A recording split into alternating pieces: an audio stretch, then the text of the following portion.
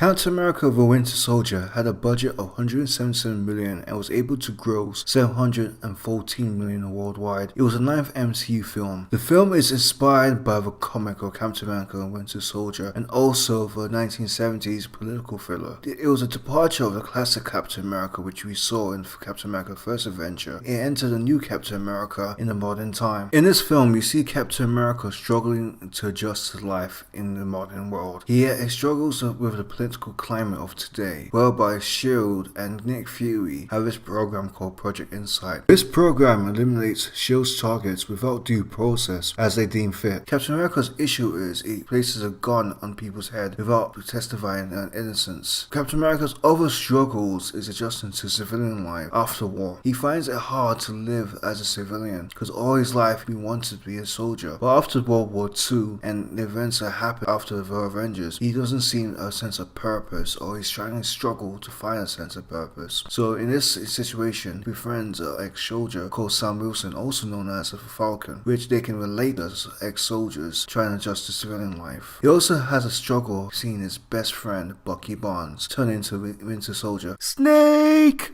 This revelation shocks Captain America as he has a battle with two fronts. The first battle is against Hydra. Hydra has infiltrated S.H.I.E.L.D., so Project Insight's targets was not S.H.I.E.L.'s target, it was actually Hydra's. If Hydra succeeds in Project Insight, it will eliminate millions of people worldwide, innocent people who Hydra deem threats. Also, Captain America has to face the problem of Bucky Snake! Knowing his best friend is not dead but is actually mind controlled by Hydra, he has to stop him by any means necessary, but Captain America has to face the of not killing him. This film also explores the relationship of Captain America and Black Widow, form a sense of partnership of respect and camaraderie between each other without having any real romance between them. What I like about this film, I can't have to be honest, this film is my favorite movie of the MCU. This film has made Captain America a badass. It was able to make him relatable without changing his core characteristics and also modern. This proves that I can make a Boy Scout a figurehead in Marvel, and also he can make a Boy Scout likable. Shout out to DC and Man of Steel. But anyway, the film has so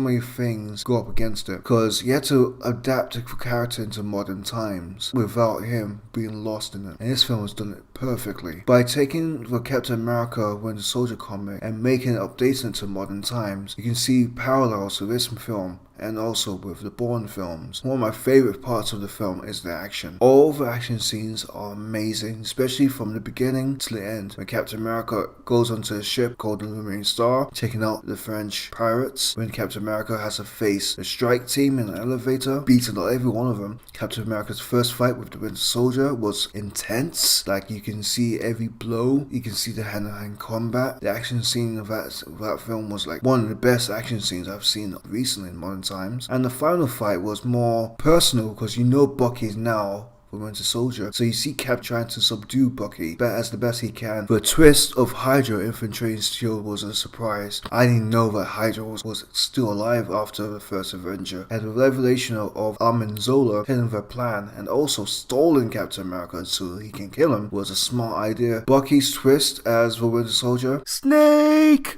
Big surprise. I wasn't that surprised because I kind of knew he was the Winter Soldier because of the first Captain Avengers film. I had a feeling he would come back, and the Winter Soldier's stature looked more like Bucky. But when I was watching with other people, they were completely shocked. And knowing the final fight, it was more personal. The twist really delivered. The villains were amazing. Alexander Pierce, he was exceptional villain. I won't call him weak because he had an agenda throughout the whole film. He knew that something was up. So he was trying to befriend Nick Fury, and knowing that befriending Nick Fury will cover his tracks. When Nick Fury dies, he uses death deuce way of getting his agenda across, which was Project Insight. And when he dies, at the end, it was satisfactory because you see a guy who had planned this, executed this to a T, but made a great impact throughout the whole MCU. The Winter Soldier was basically the human Terminator. He was ruthless, he was savage, he's the villain that made Black Widow scared. There was one scene that he had like, I gotcha, I'm going to kill you, and you see her eyes in fear. She looked like she was going to die, and she had encountered the Winter Soldier before. And Black Widow is one of the only characters that does not really fear things as much, apart from Hulk. But as a human threat, Winter Soldier, you had to give a tip to Hatsu, the villain right here. Knew about his past, knew it was actually Bucky. It ups the stakes even more because you know this character is the best friend of the main character. You're more invested in the villain than you were before. He's not like a mindless guy who kills people, but